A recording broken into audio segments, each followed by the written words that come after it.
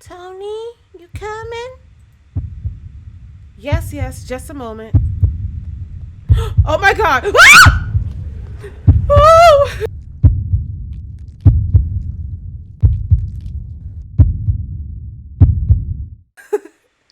Oh my god, that was terrifying. I hated that. Um, what a fun fact about me is I have a fear of this is gonna sound weird, but I have my biggest fear is disembodied sounds or like disembodied voices, especially in darkness. Like if I hear scratching and I cannot pinpoint a source, it's gonna freak me out, especially if I'm alone and I'm in the dark. That's why, like when the door was creaking and I'm alone in my house right now, it's night. It's like 2 in the morning when I'm recording this. Um, if I was to hear that, when I was hearing that in the headphones, like the creaking of the door, I was like, "What the fuck is that?" And I started looking behind me, thinking that like something's gonna jump up and like slice my throat. But it was in a game, so we're back to Tiny Bunnies. Um, the last time we left off, Anton was having a bit rough time sleeping when he heard some music and looked outside and saw some woodland creatures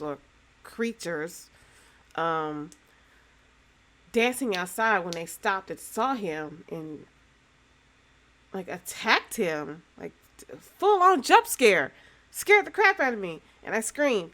And I'm sorry if I hurt you guys' ears because I have a very high pitched scream. But here we are, it's the next day, and we're talking to mom. That's why I didn't want to laugh at Alia and her owl in the morning.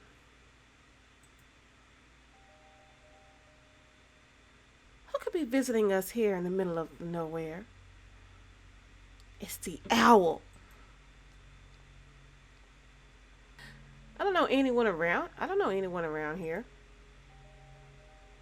Jesus, dude, calm the fuck down with the doorbell. I'm coming.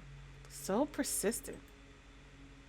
I felt extremely unsettled just from a silly thought that my morning guest he's a kid, I'm not gonna make that joke. That our morning guest could have came from the woods. I could barely hear voices coming from the front door. My mind was urging me to hide. In the closet?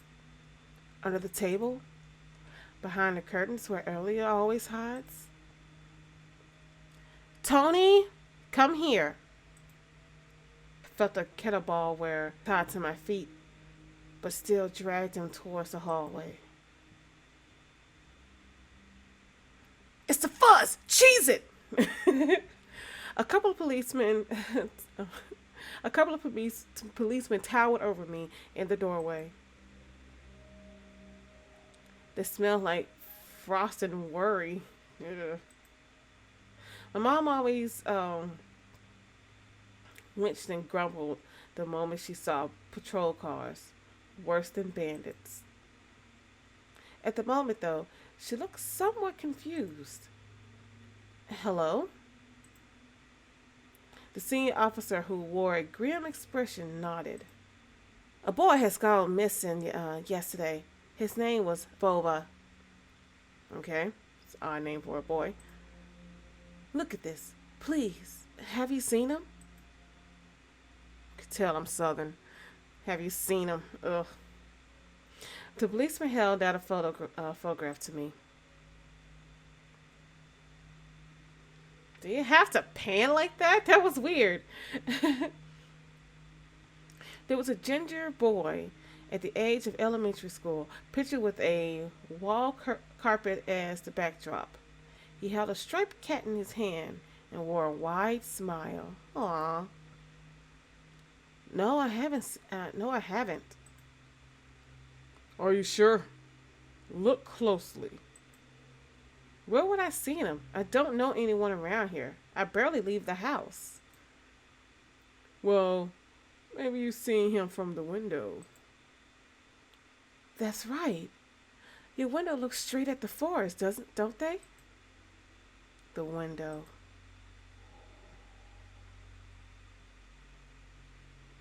No, I haven't seen anything. I see. He sounded tired, but his stare, long and heavy, was full of suspicion. I squirmed, unwittingly under the weight of guilt, with his giant shadow cast over me. The policeman finally tore his eyes from me and glanced over the hallway, the staircase, and the cracks on the ceiling, which I haven't noticed before for some reason, because you don't look up. How do you like the new place, by the way? Getting used to it? Bit by bit. It's just our little daughter missing the city a lot. Missing the city, huh? Have the locals been treating you well? Yes, everything is all right, thank you. The policeman pierced through me one more time with his gray eyes. My head started spinning. Can I help you somehow? I asked that with a shaky voice to look like a polite boy and to end his unpleasant conversation sooner. Now that I think about it, you look just like one of my nephews, little fella. He's a witty boy around your age, with the same type of goggles. Always engrossed in reading those mystery novels. Told me he wanted to enroll in police school when his family visits this summer. Wanted to help other people, just like me, see? I felt uncomfortable, as if a distant relative and not a police officer stood before me. You know what? Little boys like you should stay at home, steer away from trouble. The times have changed so much. My mom injected in a cold voice. You don't say. Ah, well then. What grade are you in, Tony boy? Sixth. Have you made any friends here so far? Not yet. I'll be going to school for the first time after the break. Ah, then I'll leave you my number, just in case. Call me if you have any new info. The police were gone with their shadows, the smell of cheap cologne, the photo of the smiling boy. His face still stood before my eyes. I wonder what it was like for him, being all alone there. For some reason, I thought of the forest swaying in the wind. What did his poor parents feel? And what would my parents do if I'd gone missing? Would they cry and thrash around hysterically?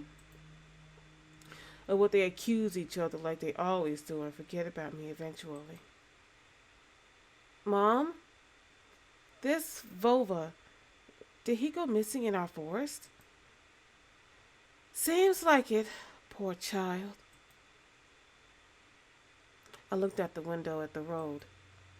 The police UAZ drove off towards the village. The officer's nephew came to mind when I was spitting off old paint from the window. I remember all the teenage mystery novels from Black Kitty. It's me! Series I read this summer. Your average boy and girl investigated all sorts of mysteries there. They looked for clues, spied on suspicious people, and after a set of amazing adventures, bam! Solved another complicated case. They became local celebrities, must have made their parents very proud. I noticed a trail of policemen's footprints that led to the forest. And then it clicked in my head. Why didn't I start an investigation on my own? Maybe I find that lost boy. And I'll get rewarded. Alia would be so happy. And not only Alia, mom and dad too. Maybe they'll even forget about their quarrels for a while. Hit my mic. Maybe I'll even save us from the D word. I fantasize about buying Elia a Tamagotchi. Oh, God. Tamagotchi, holy shit. And getting a cassette player and a bunch of tapes for myself. And a whole box of Kinder Surprise. When was the last time our parents bought us any toys? Last autumn, I think my dad had lost his job at the time. There's an annoying song about it. I had little to no idea what was the accountant's job like. They count money, I think. Neighbors used to envy us. But nowadays, mom and dad had barely had money to afford sweets. And dad would always divide a single chocolate bar between me and Alia. 2020, man. A lot of people lost their jobs. It's hard for everybody. Sucks. Sometimes I give her my share too. Aw, you're such a sweet brother. My brother wasn't that nice to me. No matter how much I wanted to eat sweets, she was still just a pipsqueak. I couldn't wait to go out looking for clues. I'm going outside. Yeah, right. You want the police to go around with your photograph next?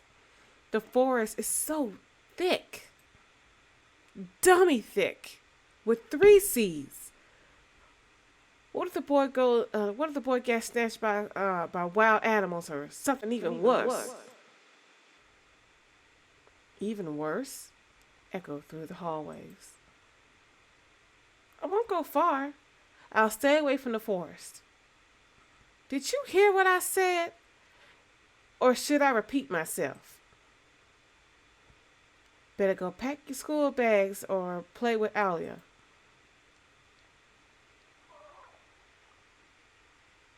Ugh.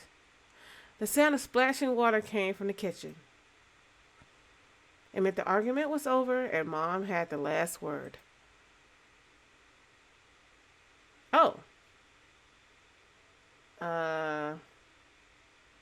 Okay. Ugh. The dark, stuffy closet. My mom said it smelled like mice. But how would she know their smell? She hated when I stuck my nose in there. She's afraid I'll cut myself with a freshly sharpened axe, which is right there. Look at that. And Alia can't even be lowered close to it. She thinks Babby is living there. I tried to help her fight her fears once. I opened the door and turned on the dim lamp. So she would see there was nothing but cobwebs, Dad's tools, and scratched walls. Okay. She still didn't believe me. I like to hide in the closet and listen to Alia count outside. 1, 2, 3. Better hide from me. And then drag her feet on the creaking floorboards, hoping that she wouldn't need to look for me in the cramped monster's den. Ooh. Okay. Let's go in the kitchen. See what Mom's up to.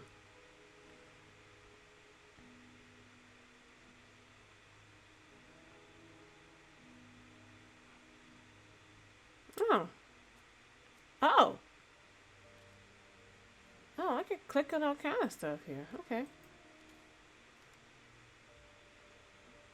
I took a peek at Mom's crossword. She would get very angry when someone gave her advice. So me and Dad faked knowing the answers and being about it all the time. I smiled at the fleeting thought. Vertical 9 letters, the name of a Philistine deity that protected them from viper bites and had a nickname, the Lord of Flies. Weird. If you know the answer, put it in the comments. Second letter is E. Mom, Mom, I know the answer. The answer is Sepulopolis. I don't fucking know. I didn't even mean to click on her. I didn't know she was clickable. I was gonna go to the fridge. Anyway, um, it was difficult to lie to Mom, but there was no other way for me to run away from her. Wait, what? Yeah, I thought you just want to go outside. Ma'am.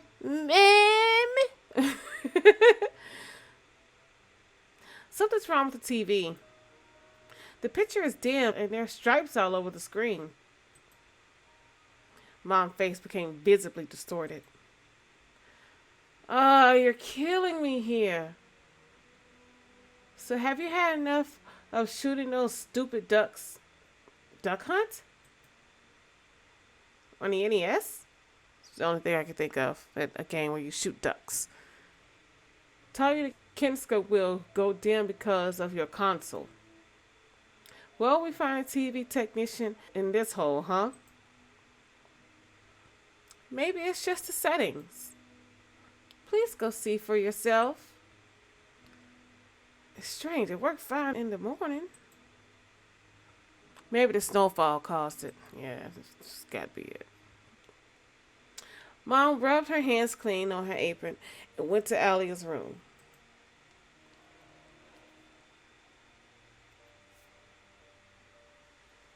Alright, she's gone. I can go back. Oh shit, what the fuck? That was weird. So can I go outside now? Yay! Freedom. Is that the house? Ugh. I opened the front gate and went into the field. Carefully so Mom wouldn't see me from the window. Oh, okay. I just saw the little birds up here flying. When I crossed half the distance towards the forest, the snowpass came as high as my knees. I remember that my nightly fears. I saw those silhouettes around here. They were jumping around, holding hands. That hypnotizing music started playing in my head all on its own. In the light of day, those distant figures felt like a simple dream. The sun turned my nightmares into ash, but the aftertastes were still there, distant ringing in my ears, distorted shadows crawling on the snow alongside me, and a barely audible whisper in my head, blurry and almost kind. Everything was silent. So silent I felt like the world was totally empty. No ground, no sky, no parents, no Alia. The time reached its limit on the one-way trip that ended at the forest, Piney Stockade. Sometimes silence was much scarier than any scream. That's true. I think that's what kind of up with my fear of disembodied noises and sounds. It can be so silent, and then you just hear something in the distance, like behind you, and it freaks me out. It makes me go full alert, like I need to be ready to run or fight. Yeah, my fight or flight response just kicks in wildly. All right, our parents would scream at each other while arguing, and both me and Alia turned to stone, listening to them.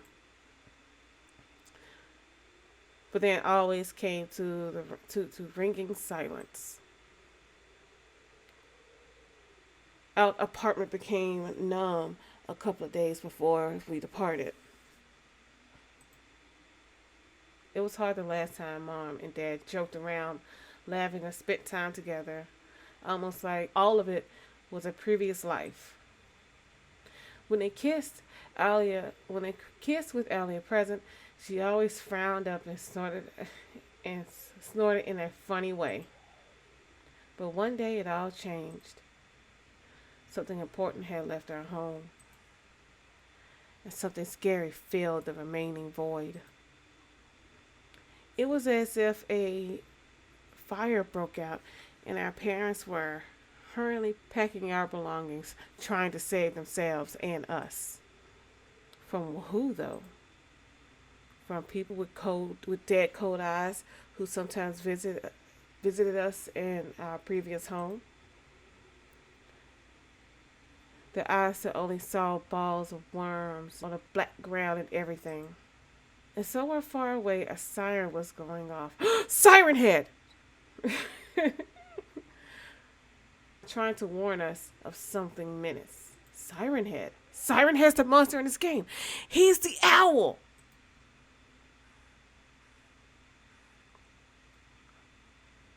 I shuddered, chasing away my delusions, and looked around. There was only me, the white field, and the wind that was whipping up icy dust and belts of powdered snow. I squinted from the sun and turned my eyes to the sunless forest. It looks especially dark in contrast to the blinding whiteness. Knobby tree roots slithered under the stone like fat snakes. Rotten leaves and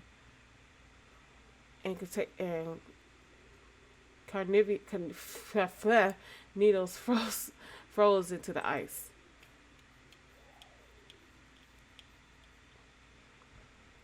Dry, prickly branches. Intense wind began. Uncomfortable thoughts about fences. What? Were they protecting the forest? Or were they keeping something from breaking out? Some object was hanging from one of the pointy branches. It's a mitten. I tried to get closer, drowning in snow, and when I almost got to the edge of the forest, I saw a knitted mitten. It looked like a wounded bird almost, the hanging semi-dark. Okay. Should I take it to the police? The senior officer looked gloomy, but he still reminded me of the Captain Casanova from my favorite TV show called The Streets of Broken Lights. He was also always anxious, with a tired look in his eyes, but still brave and strong. Will this mitten help them find a lost boy? Vooooo-Vaaaaa. I heard a distant shout. It looked like it came from the river. Vooooo-Vaaaaa. As if the trees were calling out to someone. Vooooo sounded closer to me. Someone was standing there behind the trees, hiding. Okay, y'all heard that right? I knew someone was looking for the lost boy, but still, something was unsettling about that figure. It still is how it was bent unnaturally towards the ground. Its blackness. There was no one there, just branches and roots. It's all just my imagination. That made me jump, literally made me jump. A nearby bird flapped its wings loudly. Oh, God!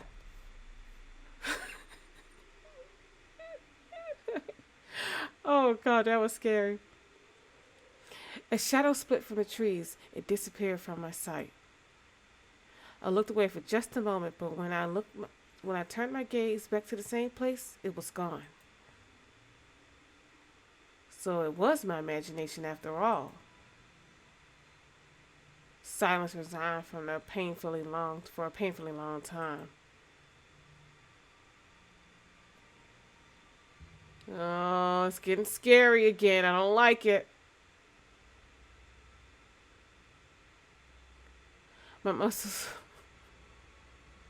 my muscles were tightly sprung. My heart was beating somewhere in my throat. Any noise, any little movement, any small whisper from the thicket, and I sprint. But nothing from the sort happened. I looked at the mitten once more. Oh.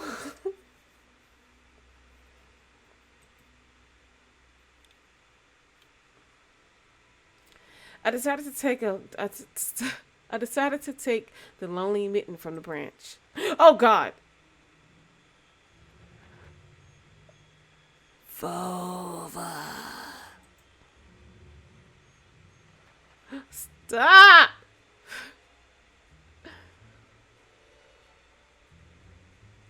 A shout rang across the field and dissolved into the distance. No echo, no hope for reply.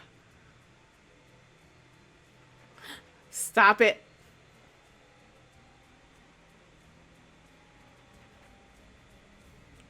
This music is scary as hell.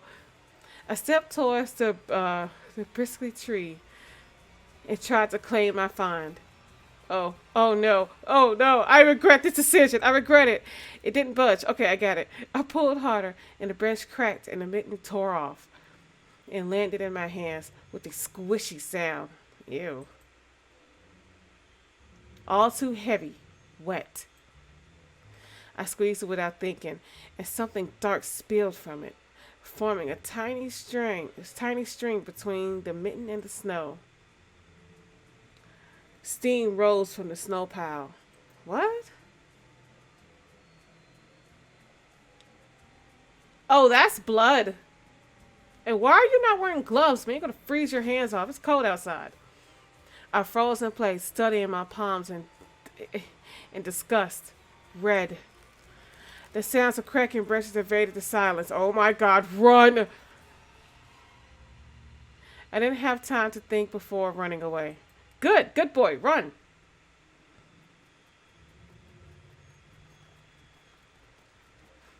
Oh my God, what is that? Someone was chasing me from the blackness, breaking pine branches, closing its distance with giant leaps. Uh-oh. The snow was slowing me down. Crazy thoughts flew through my mind. I'll get caught. They'll get me.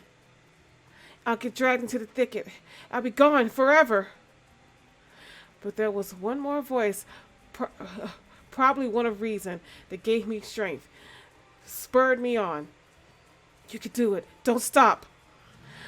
Ah! Okay. I heard Adam and Ward behind me.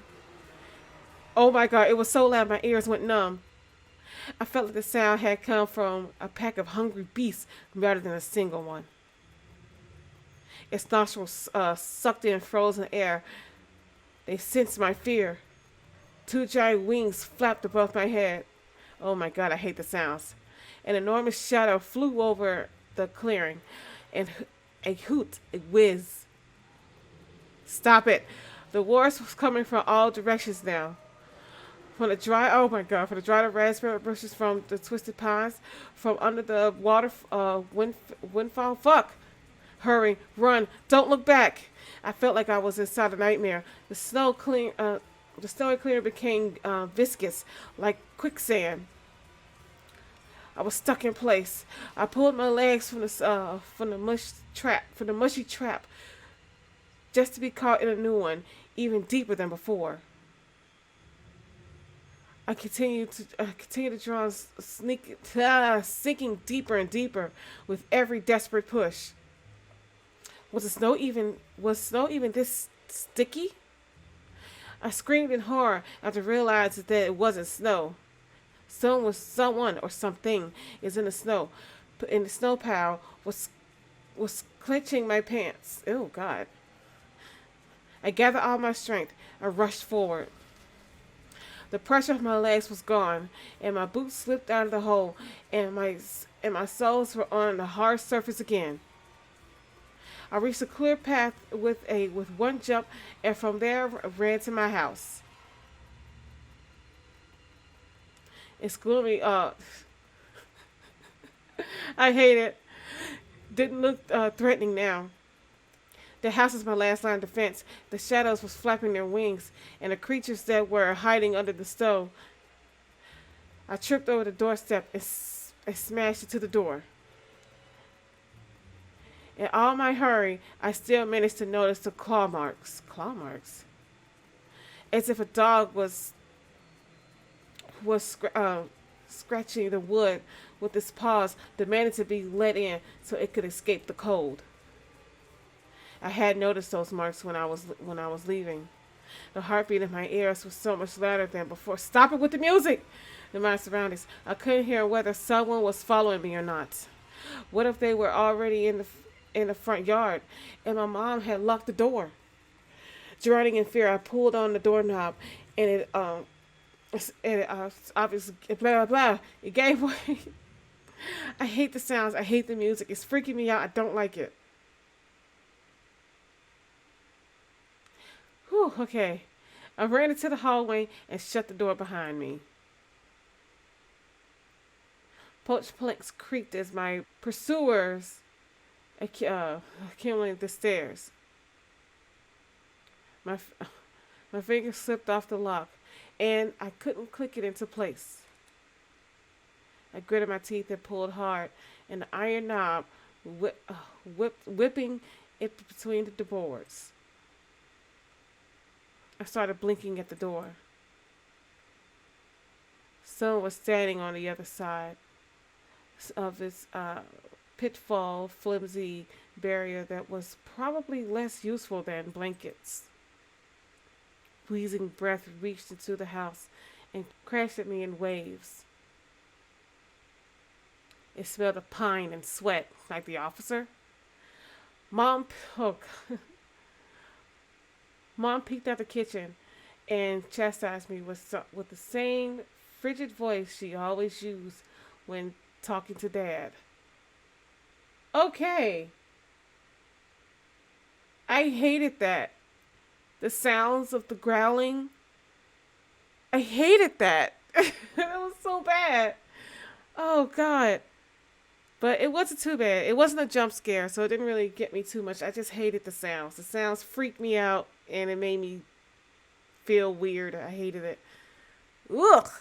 Okay, so I don't know how much longer we have for this. I don't know how long this goes, but I'm going to call it here, and we will continue this next time. Like I said, so far I am loving this game. So far, we talked to a police officer about a boy named Boba who went missing. We went outside, found a bloody glove, got chased by creatures who I'm assuming are demons from the forest or the thicket, as they call it. And now we're back in the house, and 9 out of 10, Mom is going to yell at me. So we're going to get ready for that next time we get back to Tiny Bunnies. Bye-bye.